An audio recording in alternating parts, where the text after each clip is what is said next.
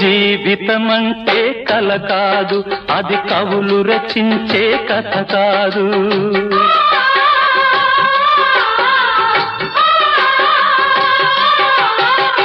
జీవితమంటే కల కాదు, అది కవులు రచించే కథ కాదు.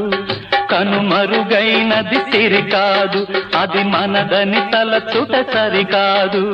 కుడి ఎడమైతే పొరపాటు లేదను నానుడి సత్యం కాదు, ఇది అందరికి అర్థం కాదు. ఓ